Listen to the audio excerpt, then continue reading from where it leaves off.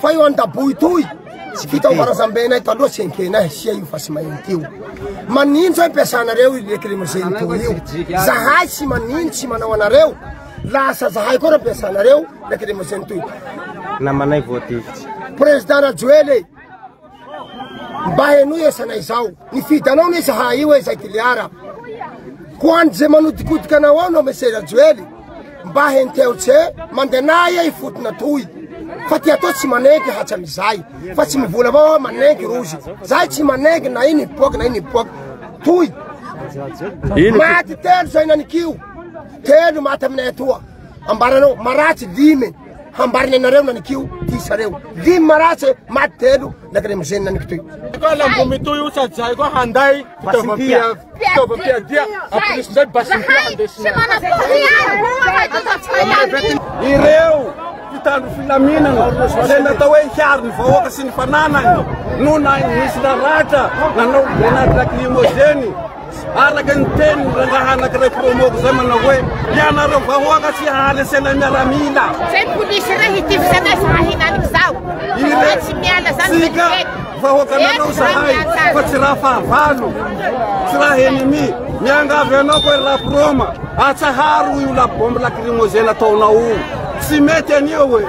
andriamato président mangataka aminao za fa io base io da io latapahinareo ny lohako tsy ekena io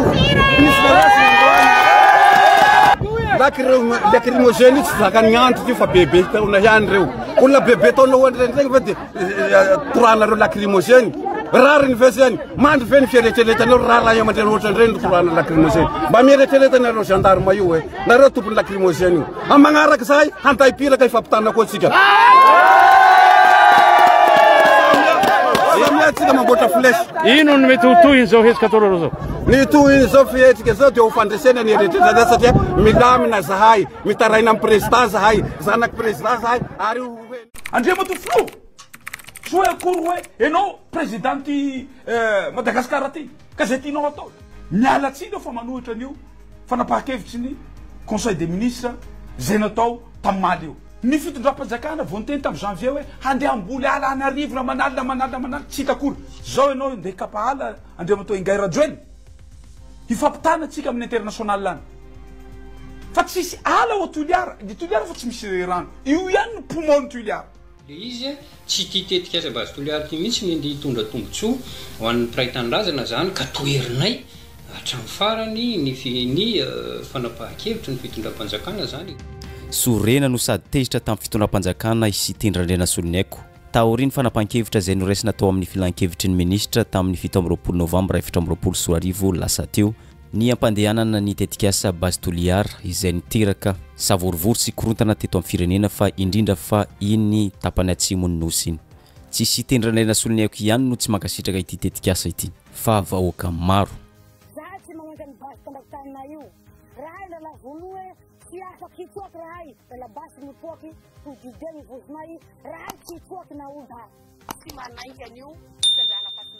ho antsika zay mpanaraka fiainam-pirenena dia efa nanohitra ity tetikasa ity ihany koa nisy olombam-bahoaka Irmar Tinoka Roberto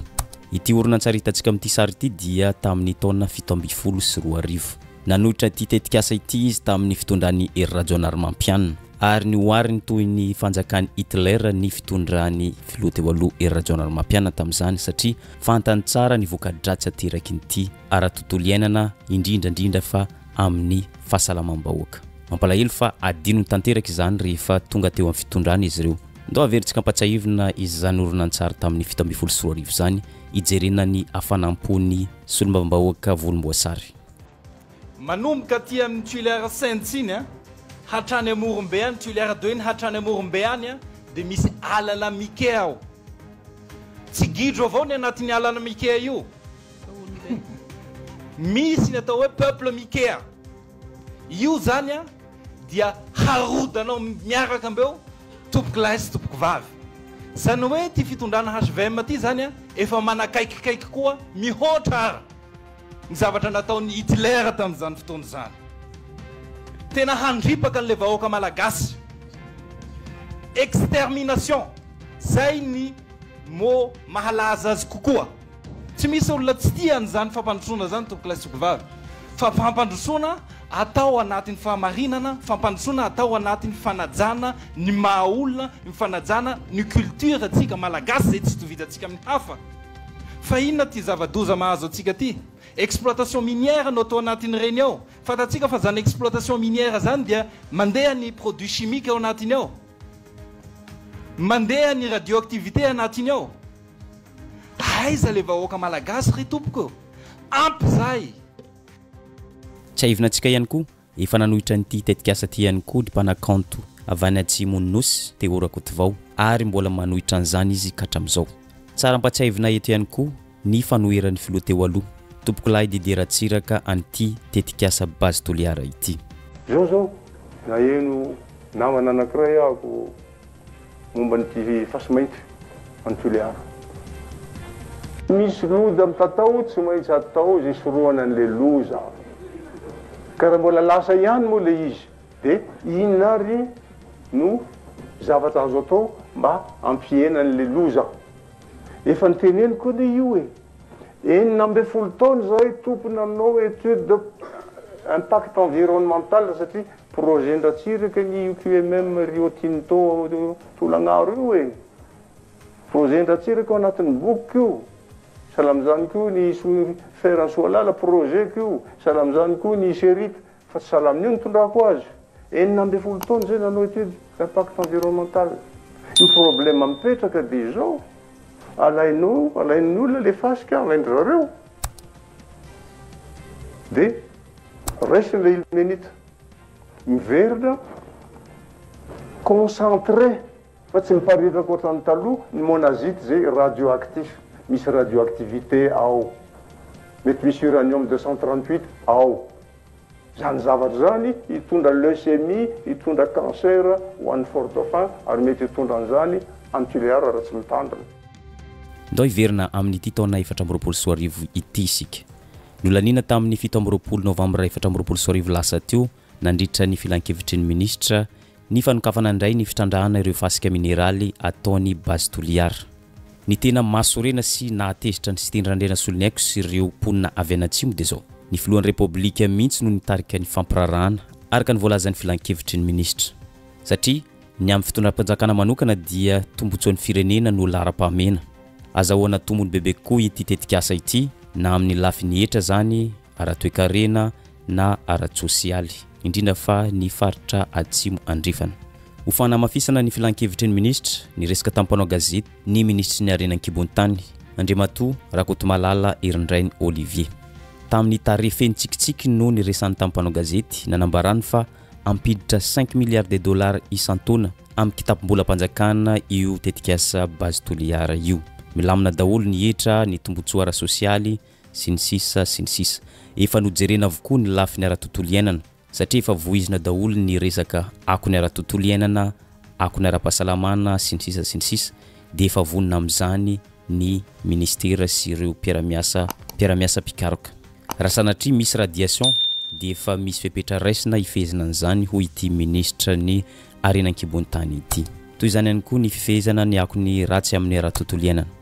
Io ny vola rehetra hiditra amin'ny fanjakana malagasy ao anatin'io ao anatin'le tetikasa mandritran'le mbola tsisy ohatr' izany teto amin'ny firenena. Ao anatin'io dia misy zany izay hoe fampiasam-bola ara-tsosialy le fampiasam-bola tetikasa goavana. Ao anatin'izay koa ny fandraisan'ny fanjakana ny resaka hoe tamberim-bity, ny resaka redevance izay aloha hatramin'ny impôt isan-karazany. Misy manko hatramin'ity re manko tetikasa vahiny hitanareo rehefa mahazo tombony reny dia misy an'le hoe retenue à la source amina dividende ao anatin'izany rehetra ny etrarehetra kapobeny hatramin'ny impôt sur les revenus en société, ny redevance, ny contribution sociale au niveau communautaire lira 4 millions de dollars isan-taona. Misy koa moa zany fijerena manokana resaka hoe radiation, misy convention manokana mikasika ny gestion en radiation izay rahana miaraka amin'ny NSTN na Institut national des sciences et techniques nucléaires izay solitenany AIEA na le agence internationale pour l'énergie atomique izay mijery momba ny resaka radiation raha sanatria hoe misy zany ary ny fisian'izany dia fezina ao anatin'izay fepetra amin'ny gestion des rayonnements zay misy ny fipetrara tontolo iainana rehetrarehetra manomboka zao zany tsika dia hiasa amin'izay amin'ny fametrahana pitsopitso ny mbola misy ny resaka topitaly sy ny sisa misy ny resaka négociation madinidinika amin'ny resaka ny ao fotony tehitra isitendranena soloniaiko mitsangana izy mijoro amin'ny masony mba-mbahoaka azy any toliara voalohany hitondra feon'ny vahoaka zavadoza tena zavadoza any amin'ny faritra atsimo io fanatanteranana io tetikasa io eo ny fandripahana ala ahitana hazo tsy hitanaisanaiza manerana an'izao tontolo zao toy ny farafatsy baobaby oringana sy ho maty daholo ireo biby maro isan-karazany miaina ao anatin' ireo ala ireo nampatsiahy ny filohan'ny rajoely izy fa anisana nanao sonia hiaro ny tontolo iainana ity fitondram-panjakana ity indrindra fa ity firenentsika ity arak'izany ifankahita any amin'ny organisation internationale miaro ny tontolo iainana izy tendrandrena soloniaiko sy filohan'ny rajoely amin'ity toedra raha ity ny fitondram-panjakana vao niteny tamin'ny janvier hoe handeha amboly ala any arivo na manala tsy hitakory zao ianao ndeha kapahala andriamanto ingay rajoely hifampitana atsika amin'ny international any fa tsisy ala ao Toliara ny Toliara fa tsy misy rano io ihany ny poumon Toliara dia io ihany koa natao zany zavatra zany re tompoka raha mahafatsy nareo mangily raha mahafantatsy nareo hifaty ao hifaty eny zany zavatra zany so dia tsy fantatsika vahoaka malagasy nareo rehefa te handehana Madagasikara dia ao hifaty dia any mangily fa zany zavatra zany dia ao hifaty zany zavatra zany fanampizay no azavainy sy tendranena soloniaiko tamin'ny fomba tsotra ny fomba fanatanterana ity tetikasa ity tany eo amin'ny 3000 hectares eo no simbaina ho adina hatrany amin'ny 60 mètres midadasika tena midadasika ny zany 3000 hectares zany ho izy tendranena soloniaiko ka fomba ahoana no anginana amin'ny ity famotehana ny Toliara ity tsy vitany hoe efa nalain'ny filohan'ny rajoely ankeriny ny vola 12 millions de dollars zay iadena amin'ny keretana atsimo